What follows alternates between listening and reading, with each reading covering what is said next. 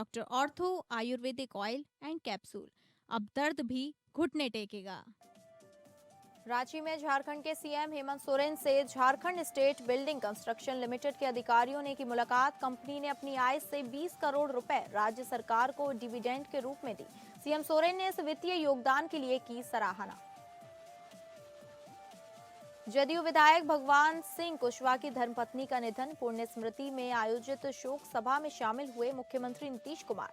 CM ने शोक संतप्त परिजनों से मिलकर उन्हें सांत्वना दी। छत्तीसगढ़ में जांच एजेंसियों ने शराब घोटाला में बढ़ाया जांच का दायरा। जेल में बंद देवेंद्र डडसेना और के श्रीवास्तव की कानूनी मुश्किलें और बढ़ी। प्रवर्तन निदेशालय के बाद अब ईओडब्ल्यू भी सक्रिय हुआ। कोर्ट ने 13 जनवरी तक आरोपियों को ईओडब्ल्यू की रिमांड में सौंपा।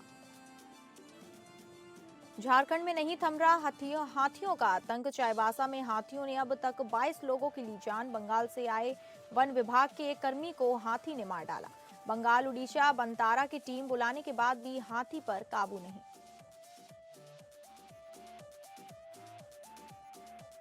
नमस्कार, आप सभी का स्वागत है स्टेट लाइव में। मैं हूं आपके साथ शालिनी राणा। शुरुआत करेंगे स्टेट लाइव की झारखंड की खबरों से। मुख्यमंत्री हेमंत सोरेन ने झारखंड मंत्रालय में Jharkhand state building construction corporation limited के अधिकारियों से मुलाकात की। इस अवसर पर मुख्यमंत्री को अधिकारियों ने 20 करोड़ रुपए की राशि का चेक सप्रेम भेंट किया। ये राशि झारखंड बिल्डिंग कॉरपोरेशन लिमिटेड द्वारा अपनी लाभ से राज्य सरकार को डिविडेंड के रूप में प्रदान किया गया। इस अवसर पर मुख्यमंत्री ने कॉरपोरेशन के अधिकारियों को अपनी ओर से बधाई एवं शुभकामनाएं दी तथा इस वित्तीय योगदान के लिए Jharkhand state building construction corporation limited की सराहना की। मुख्यमंत्री ने अधिकारियों से कहा कि ये कॉरपोरेशन प्रोफेशनल कंपनी के रूप में विकसित हो। इस निमित्त बेहतर कार्य योजना बनाते हुए आगे बढ़े ताकि आने वाले समय में प्रॉफिट की राशि में और वृद्धि की जा सके। इस अवसर पर मुख्य रूप से Jharkhand state building construction corporation limited के प्रबंधक निदेशक आरवा राजकमल, कार्यपालक निवेशक संजय कुजूर, महाप्रबंधक अविनाश कुमार एवं अन्य लोग उपस्थित रहे।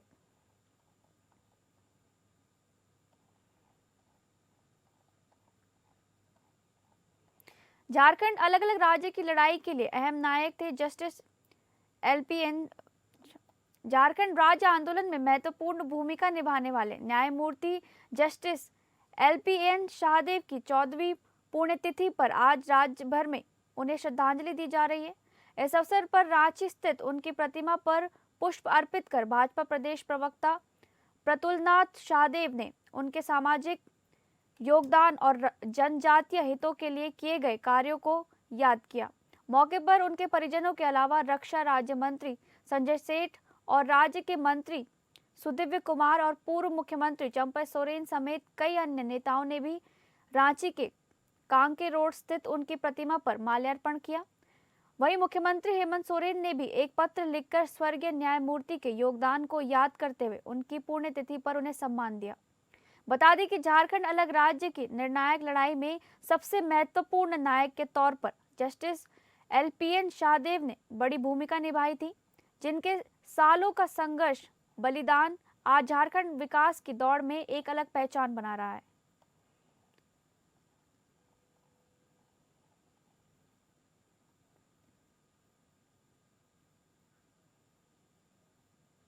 चाईबासा जिला में सारांडा पोड़ा हाट जंगल में बेकाबू हाथी को ट्रेस करने आए बंगाल के टीम के एक कर्मी को हाथी ने मार डाला। लगातार वन विभाग हाथी को काबू में करने का प्रयास में लगे हुए हैं, लेकिन हाथी के सामने बेबस उन्हें बताया जा रहा है। झारखंड और उड़ीसा के बीच जंगल में हाथी के देखना ये वन विभाग।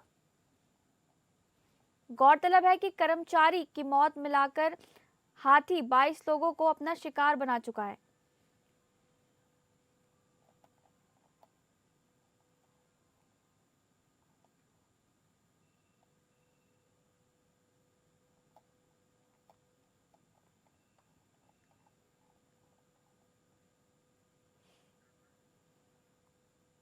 झारखंड की राजधानी रांची के लालपुर चौक स्थित मून डिस्को बार के बाहर एक युवक को कार से कुचलकर हत्या करने के मामले में जिला पुलिस ने बड़ी कार्रवाई की है, जिसके तहत तीनों आरोपी की गिरफ्तारी हो चुकी है।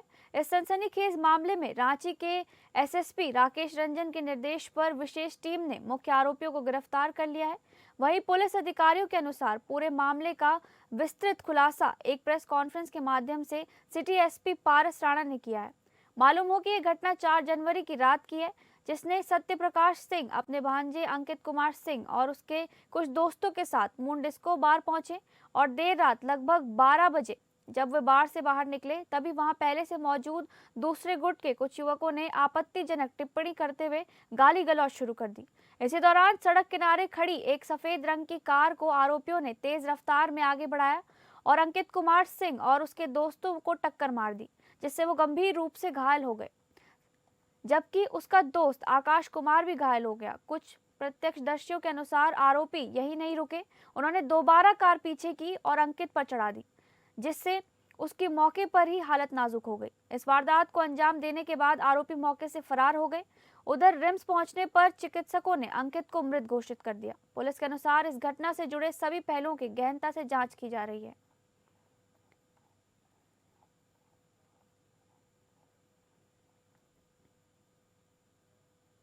रांची के धुरवा से 2 जनवरी से लापता 5 वर्षीय अंश और उसकी 4 वर्षीय बहन अंशिका की तलाश में जुटी रांची पुलिस की टीम को अब तक ना कोई अहम सुराग मिला है और ना ही उन्हें बच्चों का कोई पता चल पाया है।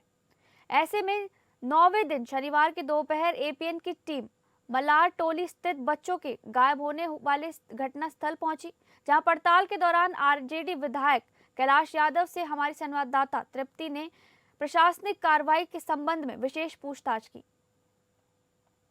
रांची के धुरवा स्थित जगन्नाथपुर मौसीबाड़ी के मल्लार टोली में बीते 2 जनवरी की तारीख को 2 मासूम बच्चों के लापता होने से पूरे शहर में हड़कंप मच गया है। एक हफ्ता गुजर गया है और अभी तक बच्चे की छानबीन जारी है, बच्चे का अता पता नहीं।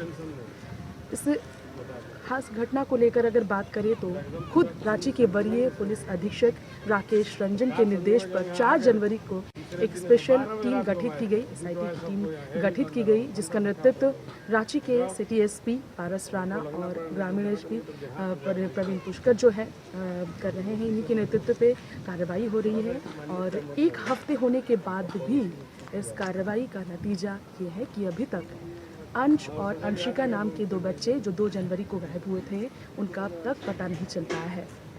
यहाँ तक कि झारखंड पुलिस महानिदेशक यानी कि डीजीपी तजाशा मिश्रा ने भी इस पूरे मामले की गंभीरता को देखते हुए कुछ पहल की है और न सिर्फ रांची समेत झारखंड बल्कि बिहार और यूपी में भी 2 बच्चों की लापता होने को लेकर कार्रवाई आगे बढ़ाई गई है, वहाँ भी जांच पड़ताल को आगे बढ़ाया गया है। ऐसे में झारखंड सरकार की सत्ताधारी पार्टी राजद के नेता कैलाश यादव हमारे बीच हैं, जो मल्लार टोली पहुंचे और यहाँ पर इस पूरी घटना को लेकर वो संज्ञान लेते नजर आ रहे हैं। यहाँ पर धुरवा के थाना प्रभारी भी मौजूद है, प्रशासन और सरकार साथ में किस तरीके से यहाँ पर बातचीत कर रहे हैं। आइए उनसे जानते हैं इस घटना के बारे में क्या कहना है उनका और किस तरीके की कार्रवाई अभी तक हो पाई है। आइए उनसे जानते हैं, 1 हफ्ता हो गया है, क्या कहेंगे आप, आखिर कार्रवाई कब तक पूरी होगी और कब बच्चे मिलेंगे, क्या कहना है आपका? देखिए, कार्रवाई तो जिसकी जो जिम्मेवारी है वो लोग कर रहे हैं और अब हम लोग दूसरे कार्रवाई की तरफ चल दिए हैं, क्योंकि जो जन आक्रोश है उनका भावनाओं का हम लोग सम्मान भी करना है और जनता जो अलग अलग विचार के लोग होते हैं, कई तरह का विचार आते हैं, लेकिन सबको संयमित करके एकजुट रखना, क्योंकि हम देखिए हमारा लड़ाई प्रशासन से मेरी चुनौती नहीं है, हमारा प्रशासन से गुहार है। हमने प्रशासन को बोला कि आप भी हमको सहयोग कीजिए, हम भी आपको सहयोग करेंगे और सवाल और जवाब तो मेरे आपसे हो गए हैं, क्योंकि आप ही में मुख्य केंद्र बिंदु एंगल में है। तो हमने जो अपना काम करना था प्रशासन को जगाने का, दबाव बनाने का, हमने किया। आज आप यहाँ पहुँचे हैं, इसके पीछे का कारण? हम इसलिए यहाँ पहुँचे हैं कि कल हम लोग का मसाल जुलूस है और परसों हम लोग सांकेतिक रूप से, स्वैच्छिक रूप से मानवीय संवेदना में मानवता के लिए हम लोगों ने सब लोगों का इच्छा। खबरों में आगे बढ़ेंगे। बोकारो जिले में बढ़ते चोरी की घटनाओं के संदर्भ में एक विशेष रक्षा राइडर्स की टीम बनाई गई है। बोकारो पुलिस के द्वारा जिनका प्रमुख कार्य रात में शहर के विभिन्न इलाकों में गश्त करने का होगा। कुल 75 रक्षक राइडर्स की टीम बनाई गई है, जिनको अलग अलग जगह की जिम्मेदारी मिलेगी। बोकारो पुलिस अधीक्षक हरविंदर सिंह ने बताया कि 75 रक्षक राइडर्स की टीम बनाई गई है, जिनकी चिन्हित स्थान निर्धारित रहेगी और जहां उन्हें पेट्रोलिंग करना है और वो उस जगह के लिए जिम्मेदार होंगे। अगर कोई अप्रिय घटना घटती है तो उन पर कार्रवाई या स्पष्टीकरण मांगा जाएगा और अच्छे कार्य के लिए उनको रिवॉर्ड भी किया जाएगा। साथ ही साथ बोकारो एसपी ने बताया, रात की पेट्रोलिंग के बावजूद ये बढ़ती चोरी की वारदातों की वजह से ही ये व्यवस्था तैयार की गई है। इन रक्षक राइडर्स को बाकी सभी जिम्मेदारियों से मुक्त किया गया है।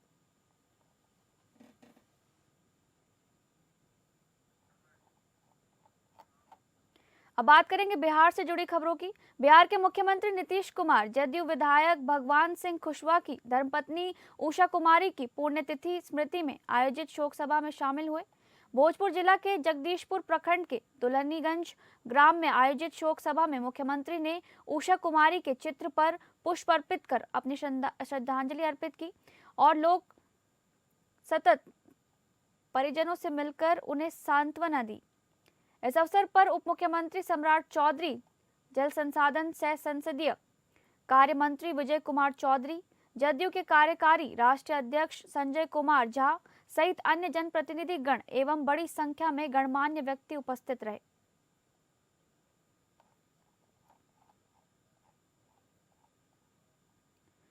सहरसा में भाजपा के वरिष्ठ नेता और बिहार सरकार के पूर्व मंत्री आलोक रंजन ने वीबी रामजी बिल को ग्रामीण भारत के सशक्तिकरण और विकसित भारत 2047 के संकल्प को साकार करने वाला ऐतिहासिक विधेयक बताया। उन्होंने कहा कि ये बिल महात्मा गांधी की राम राज्य की भावना के अनुरूप हर गरीब को रोजगार, सम्मान और आत्मनिर्भरता देने के उद्देश्य से लाया गया है। आलोक रंजन ने बताया कि इस योजना के तहत ग्रामीण क्षेत्रों के गरीब और श्रमिक परिवारों को प्रतिवर्ष 125 दिन का वेतन युक्त रोजगार दिया जाएगा, जबकि वन क्षेत्रों में कार्यरत अनुसूचित जनजाति के श्रमिकों को अतिरिक्त रोजगार का भी प्रावधान है। उन्होंने स्पष्ट किया कि योजना पूरी तरह वित्तीय रूप से समर्थित है और पारदर्शिता के लिए तकनीक का व्यापक उपयोग किया जाएगा। उन्होंने कहा कि ये विधेयक ग्रामीण आजीविका को मजबूत करेगा और विकसित भारत के निर्माण में मील का पत्थर साबित होगा। इस अवसर पर भाजपा के कई वरिष्ठ नेता और कार्यकर्ता उपस्थित रहे।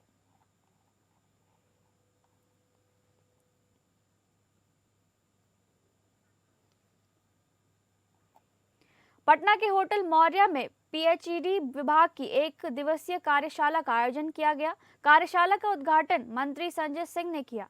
इस अवसर पर ग्रामीण जलापूर्ति योजना के संचालन, रखरखाव और नीति को अधिक प्रभावी बनाने को लेकर चर्चा की गई। मंत्री संजय सिंह ने कहा कि ग्रामीण जलापूर्ति योजना को सफल बनाने के लिए सभी संबंधित विभागों को आपसी समन्वय के साथ काम करना होगा। उन्होंने कहा कि योजना के संचालन और रखरखाव में स्थानीय समुदाय की भागीदारी बेहद जरूरी है। कार्यशाला में पीएचईडी विभाग के अधिकारी, ग्रामीण विकास विभाग के प्रतिनिधि सहित अन्य संबंधित विभागों के अधिकारी मौजूद रहे। सभी ने ग्रामीण जलापूर्ति योजना को और बेहतर बनाने के लिए अपने सुझाव साझा किए।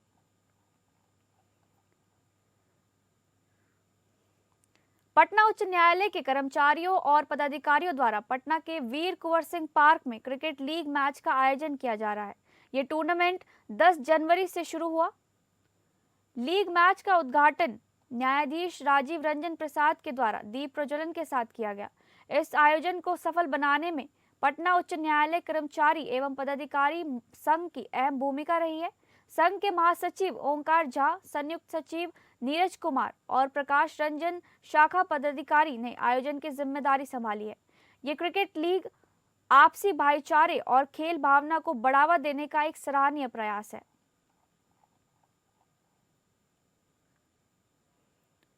पटना के मनेर थाना क्षेत्र में बेखौफ अपराधियों ने सोना चांदी के दुकानदार संजय सोनी को गोली मार दी। इस घटना में संजय सोनी गंभीर रूप से घायल हो गए हैं, जिनका इलाज अस्पताल में चल रहा है। घटना देर शाम की है, जब संजय सोनी अपनी दुकान बंद कर घर लौट रहे थे। इसी दौरान 3 अपराधियों ने उन पर हमला कर दिया और कंधे में गोली मारकर मौके से फरार हो गए। सूचना मिलने के बाद पुलिस मौके पर पहुंची और जांच शुरू कर दी।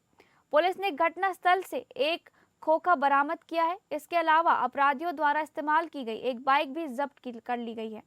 दानापुर एसएसपी शिवम धाकड़ ने बताया कि आसपास लगे सीसीटीवी कैमरों के फुटेज खंगाले जा रहे हैं, जिनमें अपराधी कैद हुए हैं। सीसीटीवी फुटेज के आधार पर अपराधियों की पहचान और गिरफ्तारी के प्रयास किए जा रहे हैं। पुलिस का कहना है कि जल्द ही आरोपियों को गिरफ्तार कर लिया जाएगा।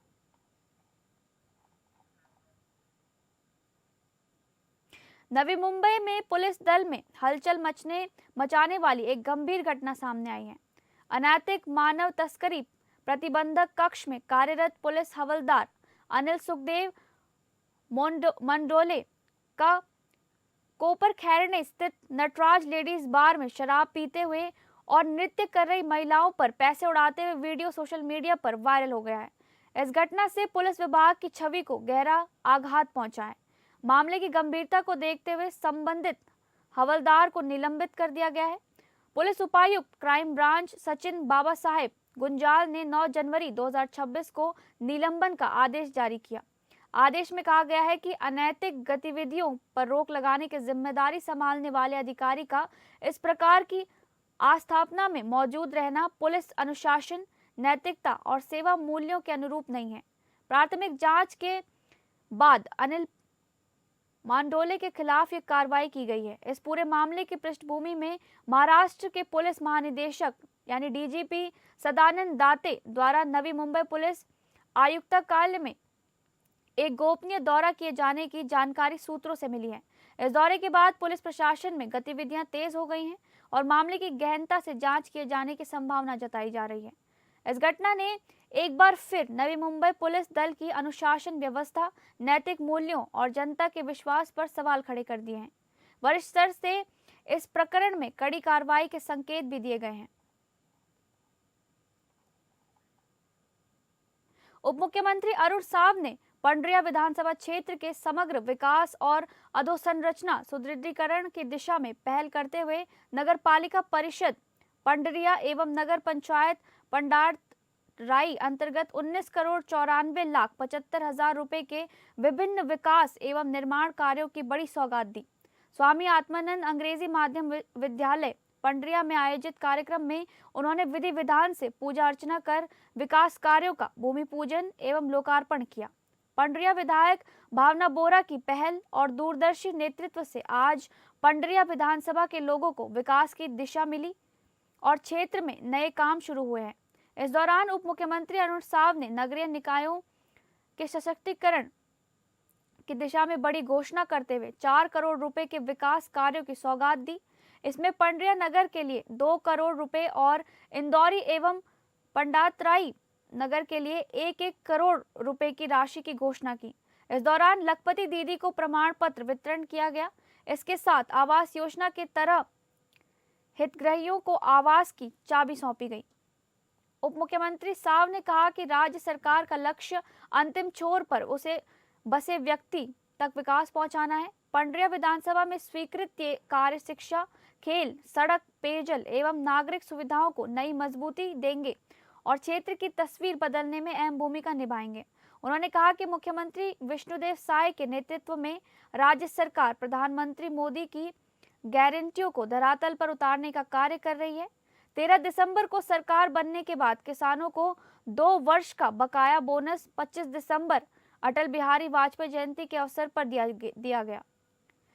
केंद्र सरकार द्वारा निःशुल्क राशन वितरण किया जा रहा है तथा महतारी वंदन योजना के तहत महिलाओं को 1,000 रुपए की सहायता दी जा रही है, जिसकी अब तक 23 किश्तें जारी की जा चुकी हैं। उन्होंने कहा कि महिलाओं, युवाओं, भूमिहीन मजदूरों और किसानों के लिए किए गए वादों को भी पूरा किया जा रहा है। पीएससी घोटाले में शामिल दोषी आज जेल में हैं, जो सरकार की पारदर्शिता और सख्ती को दर्शाता है।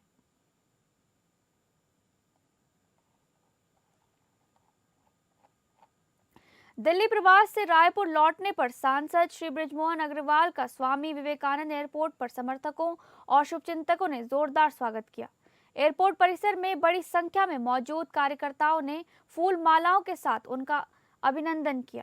इस दौरान मीडिया से बातचीत में सांसद बृजमोहन अग्रवाल ने स्काउट्स एंड गाइड्स जम्बूरी को लेकर अपनी प्रतिक्रिया दी। उन्होंने कहा कि स्काउट्स एंड गाइड्स एक सेवाभावी संस्था है जिसका उद्देश्य युवाओं को सक्षम बनाना और उनमें राष्ट्रभक्ति की भावना विकसित करना है। ऐसी संस्था में किसी भी तरह की विसंगति या विवाद के लिए कोई स्थान नहीं होना चाहिए। सांसद अग्रवाल ने स्पष्ट किया कि इन्हीं कारणों से परिषद द्वारा जम्बूरी को स्थगित करने का निर्णय लिया गया है। उन्होंने कहा कि आगे यदि इस विषय में कोई भी निर्णय या कार्रवाई होती है तो उसकी पूरी जिम्मेदारी शिक्षा विभाग की होगी।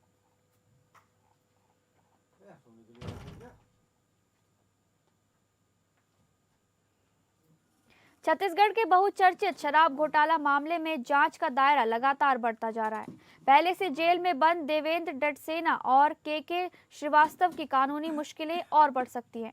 प्रवर्तन निदेशालय के बाद अब ईओडब्ल्यू भी सक्रिय हो गई है। जानकारी के अनुसार जांच एजेंसी ने दोनों से पूछताछ के लिए कोर्ट में प्रोडक्शन वारंट की याचिका दायर की है। वहीं कोर्ट ने 13 जनवरी तक आरोपियों को ईओडब्ल्यू की रिमांड में सौंप दिया है। इस दौरान अफसर शराब घोटाले से जुड़े कई बिंदुओं पर आरोपियों से पूछताछ करेंगे। बता दें कि छत्तीसगढ़ में कांग्रेस सरकार के दौरान 2019 से 2023 तक शराब नीति को बदलकर चहेते सप्लायरों के माध्यम से शराब घोटाला हुआ था। इसमें लाइसेंस की शर्तें ऐसी रखी गई कि चहेते कंपनियों को काम मिल सके। उन कंपनियों ने नकली होलोग्राम और सील बनवाई। ये काम नोएडा की एक कंपनी ने किया था। इसके बाद नकली होलोग्राम लगी शराब की महंगी बोतलें सरकारी दुकानों के माध्यम से बिक्री करवाई गई थी। चूंकि नकली होलोग्राम था तो बिक्री की जानकारी शासन को नहीं हो पाती थी और बिना एक्साइज टैक्स दिए शराब की बिक्री होती रही। इस तरह से शासन को 2160 करोड़ रुपए के टैक्स का चूना लगाया गया। ये रकम कांग्रेस भवन बनवाने से लेकर नेताओं, अधिकारियों और मंत्रियों तक बटे।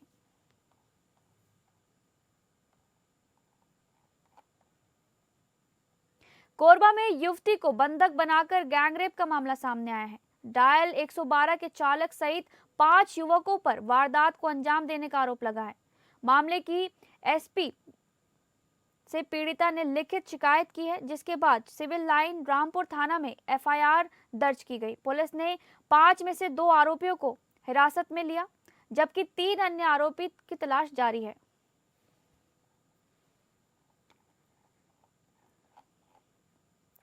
आज से बस्तर की धरती पर जनजातीय संस्कृति, परंपरा और लोक जीवन के रंग बिखरने वाला भव्य उत्सव बस्तर पंडुम शुरू हो गया है। यह आयोजन बस्तर संभाग की समृद्धि, आदिवासी विरासत को मंच देने के साथ साथ लोक कला और परंपराओं के संरक्षण का सशक्त माध्यम बनेगा। बस्तर पंडुम का आयोजन राज्य भर में 3 चरणों में किया जाएगा। पहले चरण में ग्राम पंचायत स्तर पर कार्यक्रम होंगे। इसके बाद विकासखंड और जिला स्तर पर आयोजन किया जाएगा, जबकि संभाग एवं राज्य स्तरीय भव्य समापन समारोह के साथ इस उत्सव का समापन होगा। इस महोत्सव में बस्तर संभाग के सुदूर अंचलों से आए आदिवासी कलाकारों, शिल्पकारों, लोक गायकों और नृत्य दलों को अपनी प्रतिभा दिखाने का अवसर मिलेगा। मंच पर माडिया, मुरिया, गोंड, हलवा, भत्रा सहित विभिन्न जनजातियों के पारंपरिक लोक नृत्य और सांस्कृतिक प्रस्तुतियां देखने को मिलेंगी, जो बस्तर की जीवंत सांस्कृतिक पहचान को दर्शाएंगी। अब बात करेंगे मध्य प्रदेश से जुड़ी खबर की। मध्य प्रदेश पर्यटन बोर्ड के प्रयास से पंचमढ़ी को अब साहसिक खेलों का हॉटस्पॉट बनाया जा रहा है। 9 जनवरी 2026 को आयोजित हुआ जटाशंकर रॉक क्लाइंबिंग चैलेंज 2.0 अपने दूसरे संस्करण में देश और दुनिया के प्रतिभागियों को आकर्षित कर रहा है। इस आयोजन में 45 से अधिक प्रतिभागी शामिल हैं, जिनमें पुणे, बेंगलोर, हैदराबाद, मुंबई और मध्य प्रदेश के क्लाइंबर्स के साथ रूस से अंतर्राष्ट्रीय प्रतिभागी भी हैं। प्रतियोगिता में विजेताओं के लिए कुल 1 लाख रुपए नकद पुरस्कार के साथ साथ आकर्षक उपहार भी रखे गए हैं। अपर प्रमुख सचिव पर्यटन एवं संस्कृति विभाग शिवशेखर शुक्ला ने कहा, पंचमढ़ी क्लाइंबिंग चैलेंज 2.0 न केवल मध्य प्रदेश में साहसिक खेलों को बढ़ावा दे रहा है, बल्कि पंचमढ़ी और प्रदेश को राष्ट्रीय एवं अंतर्राष्ट्रीय साहसिक पर्यटन मानचित्र पर एक सशक्त पहचान भी दिला रहा है। यह आयोजन मध्य प्रदेश को साहसिक पर्यटन के मानचित्र पर एक नई पहचान दिलाने के साथ साथ स्थानीय पर्यटन और खेल प्रतिभागों को भी प्रोत्साहित करेगा। पंचमढ़ी पर अब सिर्फ प्राकृतिक सौंदर्य के लिए ही नहीं बल्कि साहसिक खेल और रोमांच का केंद्र भी बन गया है। जटाशंकर रॉक क्लाइंबिंग चैलेंज 2.0 निश्चित ही इस क्षेत्र को नए आयाम देगा।